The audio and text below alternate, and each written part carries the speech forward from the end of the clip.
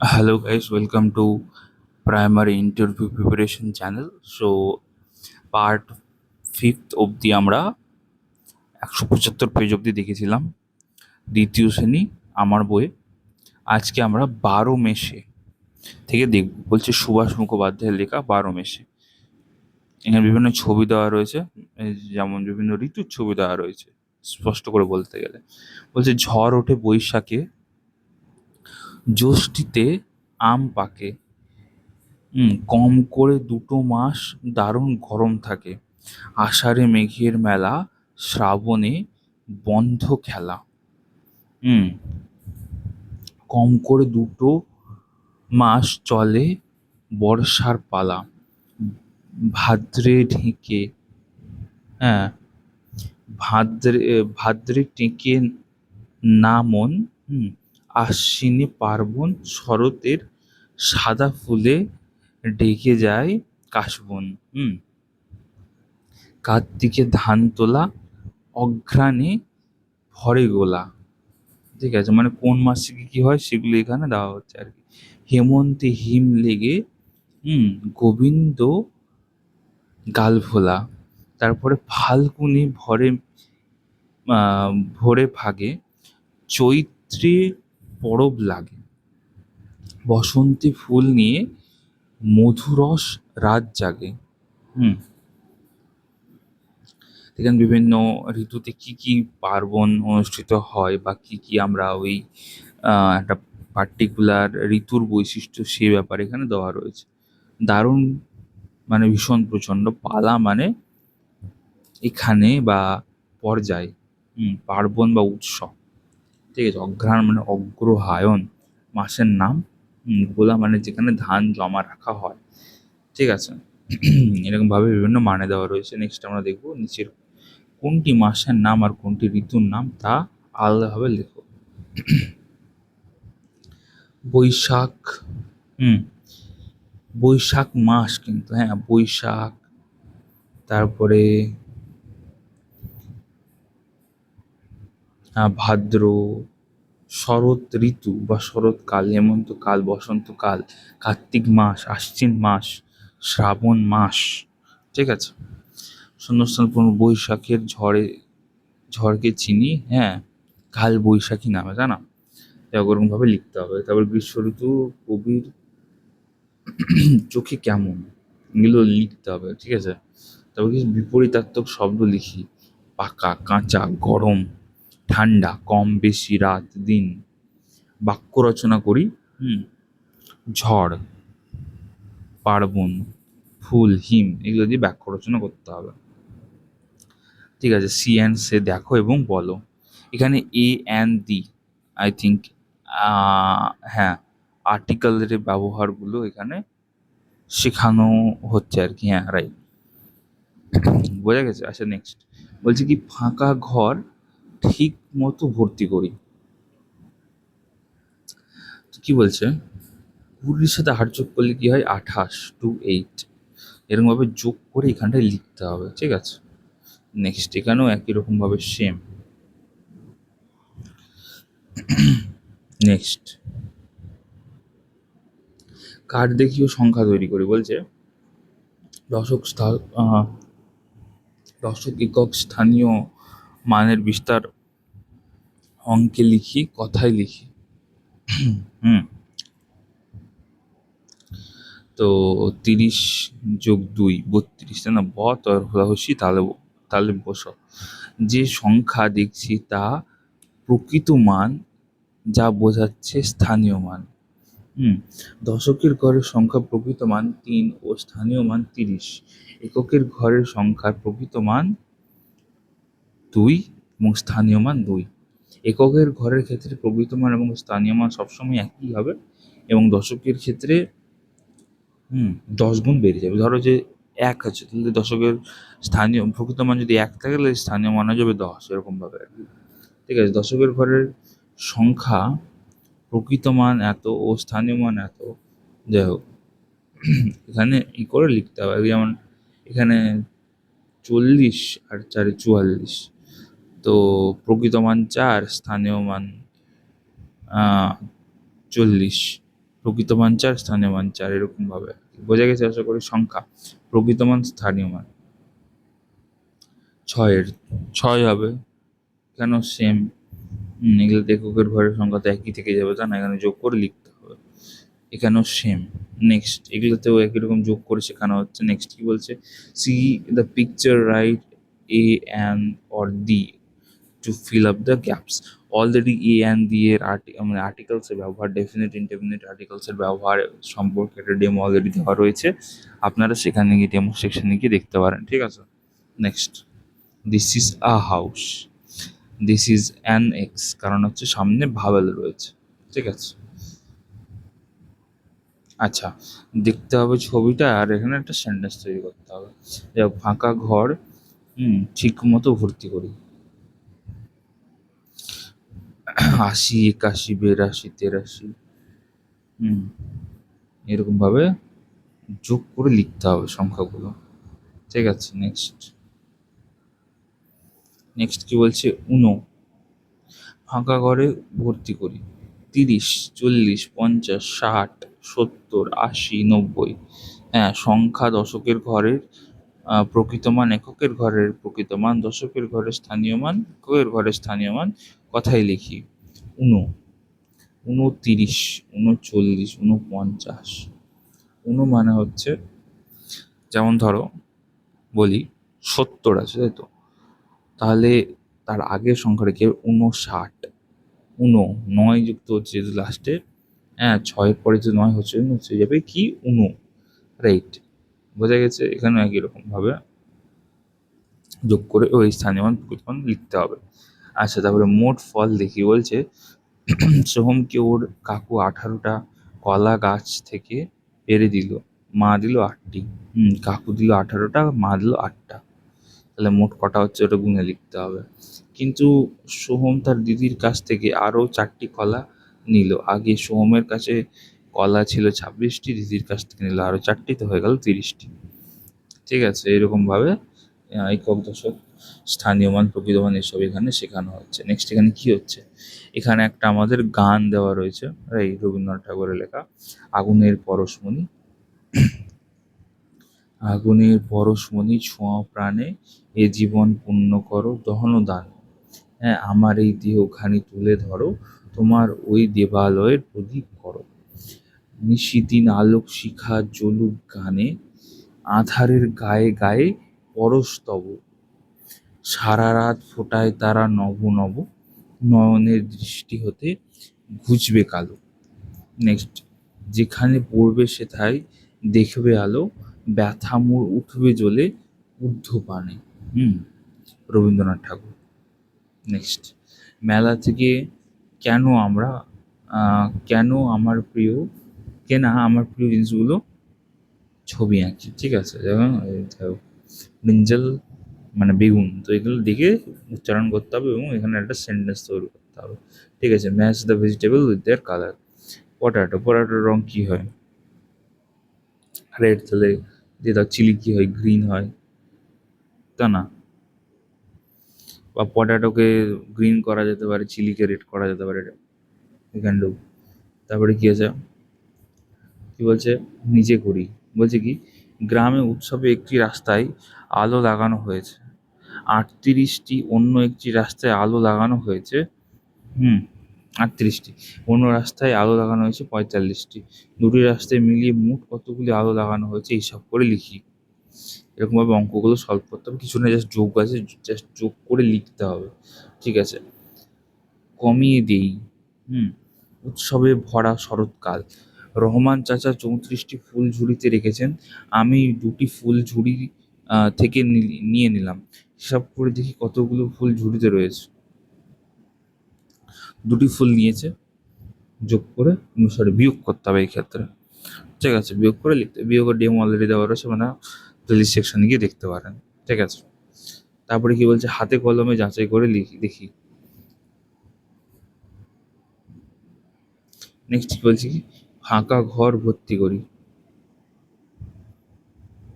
একটি নৌকায় 28 জন যাচ্ছিল, হ্যাঁ, উৎসবে যোগ দিতে 7 জন বাগবাজারের ঘাটে নেমে গেল। এখন নৌকায় কতজন বসে আছে তা লিখি। এখানে 28 থেকে 7 বিয়োগ করতে হবে, 21 জন হবে, তাই না? আচ্ছা। হুম। আর খাওয়ার জন্য 4টি আম পাড়া হয়েছে গাছে, আর কটি আম আছে হিসাব করে লিখি। ওই একই রকম বিয়োগ করতে হবে, ঠিক আছে? এখানে বোঝার কিছু নেই। ওখানে আমরা যোগের ধারণা দিয়েছিলাম, এখানে বিয়োগের ধারণা আমাদের সামনে তুলে ধরা হয়েছে। বলছে অন্যখানে সুখলতা রাও বলছে কি, হাটে গোলমাল, কত লোকজন, চাল ডাল নুন, তরকারি শিম, ধামা ভরা আম, হাঁড়ি হাঁড়ি খাসা, ওই কার ছেলে পড়ার বেলায় বেচে কেনে মাল, কত মন মন, ঢ্যাঁড়স বেগুন, মাছ আলু ডিম, পেঁপে কলা জাম, হুম গুড়ের বাতাসা, স্কুল ফেলে পায়রা ওড়ায়। কি একটা অদ্ভুত একটা কবিতা, যাই হোক। হুম তো এখানে গোলমাল মানে হইচই করা, খাসা মানে চমৎকার, বেচে মানে হচ্ছে বিক্রি করে। তো এই মানেগুলো দেওয়া রয়েছে। পাঠ্য কবিতা অনুসারে নিচে তালিকাটি পূরণ করি। সবজির নাম কি কি দেওয়া রয়েছে সেগুলো দেখে দেখে লিখতে হবে, ফলের নাম কি কি আছে সেগুলো দেখে দেখে লিখতে হবে। ফল আর সবজির মধ্যে অবশ্যই পার্থক্য রয়েছে, সেগুলো যেন ছাত্রছাত্রীরা বুঝতে পারে। বোঝা গেছে? Next, listen and say. বুঝি টমেটো আর red, beans are green, a brinjal has a crown, just like a queen. Potatoes are brown, onions are pink, carrot have juice which I can drink. Vegetable make me healthy and wise. I will eat some daily with milk and rice. ঠিক আছে, draw a picture of 4 vegetable color, then um, and write their names. ঠিক আছে, মেলায় ঝুড়ি বিক্রি। বলছে শীতকাল, শান্তিনিকেতনে পৌষ মেলা বসেছে। হ্যাঁ, হাসান চাচা 23টি বেতের ঝুড়ি নিয়ে মেলায় বিক্রি করছে। 7টি ঝুড়ি বিক্রি হলো, কটি ঝুড়ি থাকলো তা রঙিন কার্ড দিয়ে হিসাব করি। হ্যাঁ, হাসান চাচা কাছে 23টি ছিল, 7টা বিক্রি হয়েছে, 16টা থাকলো। তো এখানে বিয়োগের ধারণা আর কি, এখানে বোঝানো কিছু নেই। মেলায় ছবি বিক্রি, যে মেলাতে কি হচ্ছে, ছবি বিক্রি হচ্ছে। কি বলছেন, এই মেলায় এক চিত্রশিল্পী বিক্রির জন্য 21টি ছবি এঁকে এনেছেন। তিনি মেলায় প্রথম দুদিনে 7টি ছবি বিক্রি করলেন। তার কাছে আর কটি ছবি থাকলো, তা হিসাব করে লিখি। যাই হোক, সেম একই রকম ভাবে। নেক্সট আমরা দেখে নেব বিয়োগ করি। তো 62 থেকে 46 বিয়োগ করলে কত হয়, রাইট? এরকম ভাবে। আচ্ছা, এখানটায় একটা সুন্দর জিনিস আছে, যেমন দেখুন 74 থেকে 19 বাদ দিতে হবে।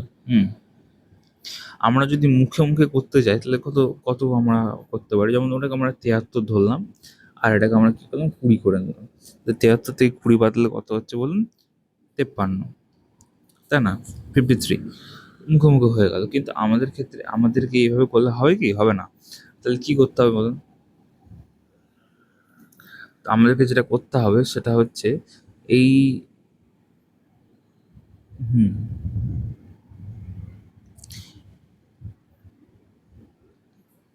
এই যে আমাদের কিভাবে বোঝায় বলুন তো? যাই হোক, ধরুন এটা এটা বলি একবার। হ্যাঁ, এই 80 থেকে 25 বিয়োগ। তো ধরুন এই যে শূন্যটাকে আমরা কি করি, শূন্যটাকে আমরা এক ধার নিই প্রথমে, ঠিক আছে? এক ধার নিয়ে এটাকে আমরা কি করি, এটাকে আমরা 10 বানিয়ে নিই, ঠিক আছে? 10 থেকে 5 দিলে কত থাকছে, 5, ঠিক আছে? আচ্ছা, 5 হলো। আচ্ছা, তারপরে এদিকটায় কি থাকলো, উপরটায় 7 আর নিচে 3, তাই তো? তাহলে কত হচ্ছে আমাদের, 7 থেকে 3 বাদ গেলে 4, তাই না? হ্যাঁ, তো বোঝা গেছে আশা করি। কি করলাম, যে আমরা এই যে 8 রয়েছে, 8 থেকে এক ধার নিলাম শূন্যর জন্য, কত হয়ে গেল আমাদের 10। তো 10 থেকে 5 বাদলে থাকলো কত, 5। আচ্ছা, এবার এক যেহেতু ধার নিয়েছি তাহলে 8-এর জায়গায় কত হয়েছে, 7। 7 থেকে 3 বাদলে কত হয়ে যাবে, 4, বা সিম্পল। ঠিক আছে, এটা এটা যদি করি আমরা, তাহলে 7 থেকে 1 ধার নেবো, হয়ে যাবে 14। 14 থেকে যদি 9 বাদ দিই তাহলে কত হচ্ছে? 5। 5 থাকলে আচ্ছা, এখান থেকে যদি 1 ধার নিয়ে যাই তাহলে এখানে 6, 6 থেকে 1 বাদ দিলে 5। ঠিক আছে, বোঝা গেছে? নেক্সট বিয়োগ করি। এখানেও ওই একই রকম ভাবে অনেকগুলো প্র্যাকটিস করার জন্য দেওয়া রয়েছে। বলছে উচিত শিক্ষা। ঠিক আছে, বলছে উচিত শিক্ষা। উচিত শিক্ষায় কি বলছে? এই বনের ধারে একটা বড় জাম গাছ ছিল। সেটা ছিল এক আহ, চড়াই পাখির খুব পছন্দের গাছ। বেশ নিরিবিলিতে বাস করা যাবে দেখে চড়াই তার ডালে বাসা বেঁধে ডিম পেড়েছিল। যথাসময়ে তার ডিম ফুটে 4টি বাচ্চা বেরোলো। এখনো তাদের চোখ ফোটেনি। চড়াই খুঁজে পেতে তাদের জন্য পোকামাকড় ফড়িংটা ধরে এনে খাওয়ায়। দেখতে দেখতে তাদের চোখ ফোটে, খিদে পেলে কিচমিচ করে ওঠে, মায়ের মন খুশিতে ভরে যায়। সে আরো বেশি করে বাচ্চাদের জন্য খাবার খুঁজে আনে। এইভাবে বেশ কদিন কাটছিল। হঠাৎ একদিন একটা বিশাল হাতি হেলে দুলে এসে দাঁড়ায় সেই জাম গাছটার গোড়ায়। হ্যাঁ, অনেকক্ষণ ধরে তার পিঠ চুলকাচ্ছিল, কিন্তু তার পছন্দ হচ্ছিল না। জাম গাছটা দেখে সে সেই গাছে গা ঘষতে লাগলো। হ্যাঁ, বেশ আরামও হলো। তাই জোরে জোরে পিঠ ঘষতে লাগলো গাছে। চড়াইয়ের বাচ্চারা ভীষণ ভয়ে চমকে চমকে উঠতে লাগলো। চড়াই প্রথমে কিছু বুঝতে পারেনি, পরে দেখলো একটা বিশাল হাতি তার সাধের জাম গাছের গায়ে পিঠ ঘষছে, আর গাছটাও খুব দুলছে। বিপদ বুঝে সে চিৎকার করে উঠলো, আরে কি করছো? থামো থামো, গাছের ওপরে যে আমার বাসা রয়েছে। হাতি বলল, তা আমি কি করবো? হুম শিগগির থামো, না হলে যে আমার বাসা ভেঙে যাবে। আমার বাচ্চারা বড্ড ভয় পাচ্ছে। হাতি হেসে বলল, তোর বাচ্চা ভয় পেয়েছে তো আমি কি করব? গর্তের মধ্যে লুকোতে যাব? হ্যাঁ, চড়াই কাকুতি মিনতি করে, তুমি আর গাছটাকে নাড়িও না। হুম আমার বাচ্চারা উড়তে শেখেনি, উঁচু বাসা থেকে পড়লে মারা যাবে। হ্যাঁ, হাতির পিঠ চুলকে খুব আরাম লাগছিল, বলল, তাতে আমার কি? চড়াই যত মিনতি করে হাতি তত মজা পায়। সে সামনে গাছ নাড়ায়, চলে আর বলে, আমার খুব আরাম লাগছে। হঠাৎ গাছটা ভীষণ দুলে উঠল। হুম চড়াইয়ের কচি বাচ্চারা তাদের দুর্বল ডানা ঝাপটে ঝাপটে চ্যাঁ চ্যাঁ করতে লাগলো। হ্যাঁ, এবার চড়াইয়ের খুব রাগ হলো। সে মিনতি করা ছেড়ে তীক্ষ্ণ স্বরে হাতিকে বলল, এই শেষবার বলছি, এক্ষুনি থামো, নইলে। হাতি হেসে বলল, নইলে কি? নইলে তোমার হুম নাহলে তোমাকে পস্তাতে হবে। বলছে, তোর মতো পুচকে পাখি আমার কিচ্ছু করতে পারবে না। দেখবে কি করতে পারি? দেখতেই তো চাই। এই দেখ। হুম আরো জোরে জোরে তোর গাছ নাড়াচ্ছি। বলে সে সত্যি গাছটা ঠেলে ঠেলে মারে। চিৎকার করে উঠে চড়াই, দাঁড়াও, কি করে তোমায় জব্দ করতে হয় দেখাচ্ছি।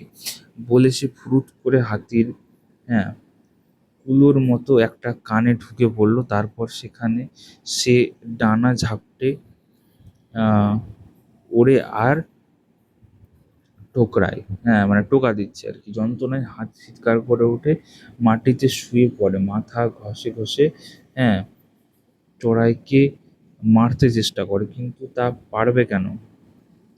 চড়াই তো রয়েছে তার কানের ভেতরে। হ্যাঁ, কাতরাতে কাতরাতে হাতি বলল, বড্ড লাগছে আমার। তুমি শিগগির বেরিয়ে এসো আমার কান থেকে, লক্ষ্মী বোনটি আমার। হুম কানের ভেতর থেকে চড়াই বলে, তাতে আমার কি? এখানে উড়তে আমার খুব ভালো লাগছে। না না বোনটি, তুমি আমাকে বাঁচাও, আমি আর কখনো গাছ নাড়াবো না। হ্যাঁ, আমার অন্যায় হয়ে গেছে, এবারটি তুমি আমায় মাফ করো। চড়াই বলল, ঠিক বলছো? হাতি বলছে, ঠিক। হাতি বলল, ঠিক। হুম চড়াই আবার হাতের কান থেকে বেরিয়ে আসে। হ্যাঁ, হাতিরও প্রাণ জুড়োয় গাছের ডাল নিজের বাচ্চাদের কাছে গিয়ে জড়ায় বলে, গায়ে জোর আছে বলে গর্ব করা ভালো নয়, মনে রেখো। ছোট প্রাণীরও কিছু ক্ষমতা থাকতে পারে। হ্যাঁ, হাতির ভালোই উচিত শিক্ষা হয়েছে, তাই চিরকাল মনে রাখবো বলে হাতি সেখান থেকে দ্রুত চলে যায়।